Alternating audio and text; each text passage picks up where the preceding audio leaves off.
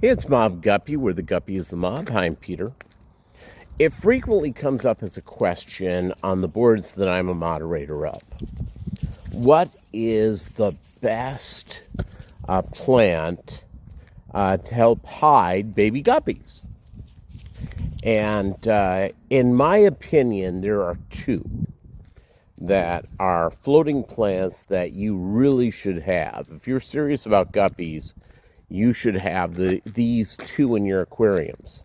I'm also going to tell you about one you should avoid no matter what.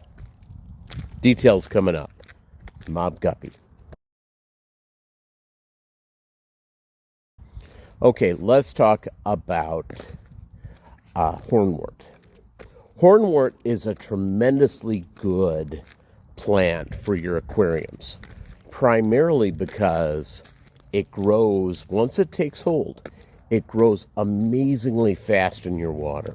You can transfer it from aquarium to aquarium, and it'll begin to grow immediately. I love it. I use it. I think it's great.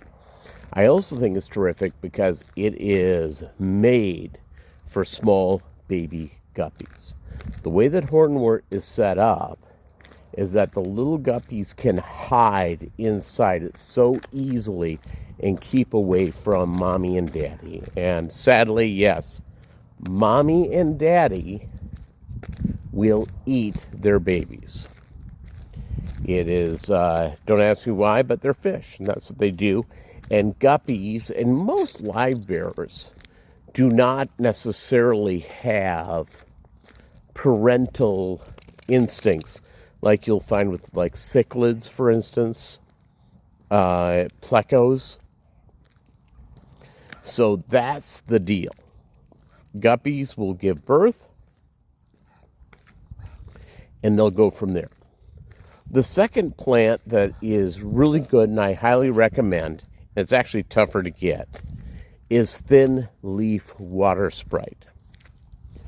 I think it's a tremendous plant. I do not use it, and it's not because I don't like it. It's mainly because it can be kind of tough to get. And so Hornwort is usually very easy to get. Negatives, by the way, on Hornwort. Frequently you will end up with something called snails. And snails, in my opinion, are the enemy, especially pond snails, are the enemy of your aquarium. So here's how I get rid of the pond snails. I'll tell you about that coming up.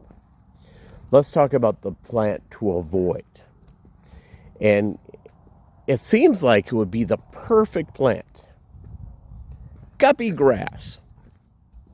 Yeah, avoid it like the plague. I made a mistake. I got some, probably about 4 years ago. And I still have it in a couple of my aquariums. So I really should just pull it all out. Here's why it's bad. It does not hide the babies well at all. And that's why you get plants, is to hide the babies. The other problem with Guppy Grass is that it tends to grow, for whatever reason, don't even ask me why, hair algae.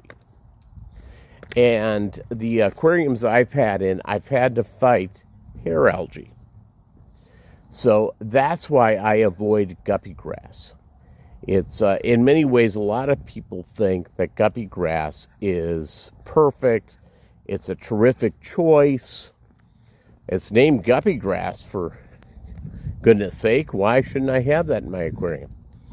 Yeah, here's the deal. If you talk to people who have, a couple of dozen aquariums breeding guppies, the one lament they will give you is Guppy Grass. And if you find somebody who is a very serious guppy breeder likes Guppy Grass, I want to know who that person is.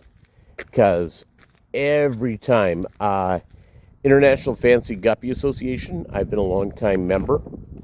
They do not recommend Guppy Grass. A lot of these people are people that have like 70 aquariums of guppies.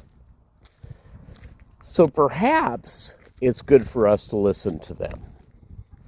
As a general rule, I don't do everything like every other guppy breeder. I think we can all find things that work very well for us. But when I heard people say, oh, Guppy Grass is not that good, and I didn't believe it, they were right. Avoid Guppy Grass. Guppy Grass bad.